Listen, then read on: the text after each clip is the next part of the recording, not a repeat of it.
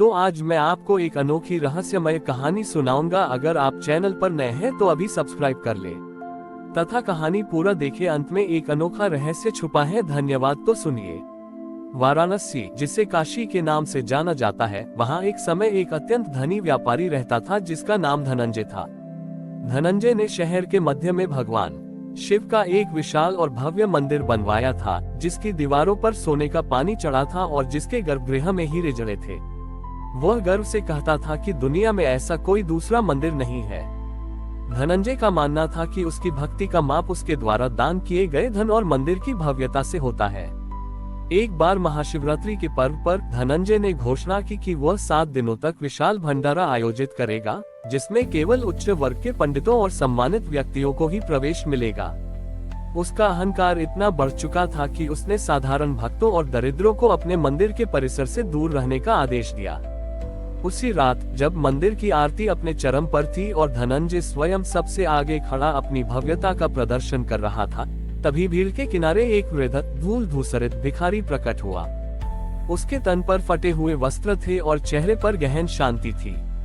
वह सीधे धनंजय की ओर बढ़ा और नम्रता से बोला, हे धनीजन, क्या मैं इस मंदिर में रखिए का छोटी सी वस्तु मांग सकता हूँ?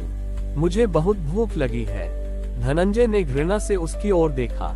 उसे अपनी भव्य आरती और पूजा में यह व्यवधान असहनीय लगा। उसने अपने सेवकों को संकेत किया। सेवक आगे बढ़े और उस भिखारी को धक्के मारकर बाहर निकालने लगे। धनंजय ने ऊंची आवाज में कहा, अरे मूर्ख, ये भगवान शिव का पावन धाम है। यहाँ दान दक्षिणा केवल योग्य और प्रतिष्ठित लोगों को दी जाती है। यहाँ से जाओ, तुम इस स्थान को अपवित्र कर रहे हो।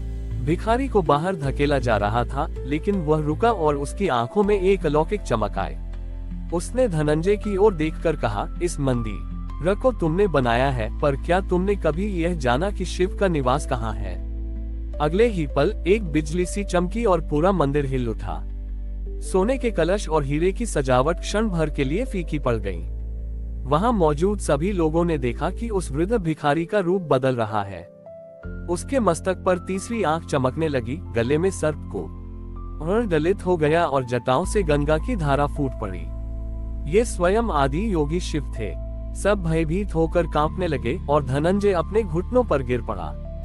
शिव ने शांत किंतु गंभीर स्वर में कहा, धनंजय, तुमने यह मंदिर मेरे लिए बनाया, लेकिन तुमने इसमें मेरे ही अंश को प्रवेश से रोक दिया। ये स्वर्ण और पत्थर का ढेर मुझे प्रसन्न नहीं करता। मैं तो वहाँ निवास करता हूँ जहाँ करुणा होती है, जहाँ दया होती है, जहाँ मेरे हर भक्त को, चाहे वह निर्धन हो या धनी, समान सम्मान मिलता है।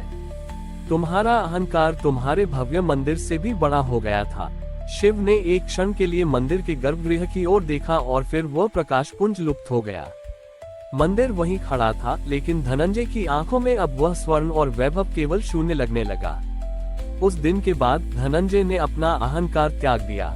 उसने मंदिर के द्वार सभी के लिए खोल दिए और सबसे पहले उन गरीब और भूखे लोगों को भोजन कराया जिन्हें उसने पहले अपमानित किया था।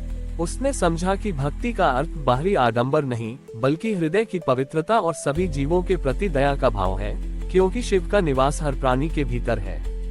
भगवान शिव के अदृश्य होते ही धनंजय स्तब्धता से जमीन पर बैठा रहा। उसके चारों ओर खड़े भक्त और सेवक भी गहरी शांति में थे, उस दैवीय अनुभव को आत्मसात कर रहे थे। मंदिर का भव्य सोना अब उसे व्यर्थ लग रहा था और उसका मन पश्चाताप की अग्नि में जल रहा था। उसने तुरंत अपने भंडारगृह से सारे स्वर्ण आभूषण और बहुमूल्य रत्न मंगवाए। अगले दिन उसने एक अभूतपूर्व निर्णय लिया। उसने एक विशाल घोषणा करवाई कि वह अब इस मंदिर को करुणा धाम घोषित करता है। धनंजय ने मंदिर की दीवारों से सोने और रत्नों को उतरवाना शुरू किया। लोग हैरान थे। उसने उस स्वर्ण का उपयोग निर्धनों के लिए अन्नपूर्णा भोजनालय और एक छोटे चिकित्सालय के निर्माण में किया। मंदिर का जो हिस्सा कल तक केवल अमीरों के लिए आरक्षित था, अब वह हर जरूरतमंद के लिए खुला था। लेकिन धनंजय का सबसे बड़ा परिवर्तन तब आया जब उसने उस वृद्ध भिखारी की तलाश शुरू की, जिसे उसने अपमानित किया था। उसे पता था कि वह स्वयं शिव थे, पर वह उनके उस विनम्र रूप को पुनः ढूंढना चाहता था ताकि वह अपने किए की क्षमा मांग सके। उसने कई दिनों तक काशी की गलियों, घाटों और निर्जन स्थानों पर भटकना शुरू किया। एक शाम गंगा किनारे एक टूटी हुई झोपड़ी में उसे एक वृद्ध दिखाई दिया, जो बिल्कुल उसी भिखारी जैसा दिख रहा था जिसे उसने मंदिर से निकाला था। वह जमीन पर पड़े कुछ सूखे पत्तों को बटोर रहा था। धनंजय भागा हुआ उसके पास गया और उसके पैरों पर गिर पड़ा। हे प्रभु, मुझे क्षमा करें। मैंने आपके जिस रूप का अपमान किया, वो मुझे मेरे अहंकार की सबसे बड़ी सजा थी। मैंने आपकी बनाई हुई दुनिया को बांट दिया था। वृद्ध ने आंखें खोली। उनकी आंखों में वही पुरानी शांति थी, पर कोई दैवीय चमक नहीं थी। वह बोला, उठो सेठ, मैं तो केवल एक साधारण निर्धन हूँ। कल रात तुम जिसके सामने गिरे थे, वे पुत्र छोटी ही कालदर्शी हैं। मैं तो बस एक भूखा पेट हूँ। धनंजय ने वृद्ध का हाथ पकड़ा और नम्रता से कहा, हो सकता है आप शिव न हो, पर आप उनके अंश तो हैं। मेरे लिए हर दरिद्र अब साक्षात शिव का रूप है। कृपया मेरे साथ चलें और मेरे नए भोजनालय में पहला भोजन स्वीकार करें। वृद्ध ने मुस्कुराते हुए हामी भरी।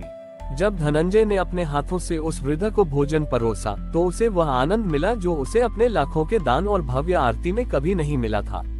उस पल काशी के उस करुणा धाम के गर्भगृह में एक बार फिर मंद प्रकाश फैला। धनंजय को वृद्ध के पीछे शिव जी का एक क्षणिक दर्शन हुआ, लेकिन इस बार शिव जी ने कोई बात नहीं की। उन्होंने केवल भोजन करते हुए वृद्ध की ओर संकेत किया, मानो ये कह रहे हो, यही है मेरी सच्ची पूजा। धनंजय समझ गया, शिव ने उसे यह सिखाया कि भक्ति केवल मूर्ति में नहीं, बल्कि भूखे को भोजन कराने और पीड़ित की सेवा करने में है। उसने अपना शेष जीवन धनंजय से सेवक धनंजय बनकर करुण और सेवा में समर्पित कर दिया, और उसका करुणा धाम आज भी काशी में भक्तों के लिए एक सच्चा तीर्थ स्थान है। हमारी और भी आध्यात्मिक एवं अनोखी कहानियां देखने के लिए हमारे चैनल पर जाएं तथा धार्मिक एवं पौराणिक अनोखी कहानियां हमारे चैनल पर है। कृपया जाके देखें तथा हमारे चैनल को सब्सक्राइब करके रखें और वीडियो लाइक जरूर करें। धन्यवाद।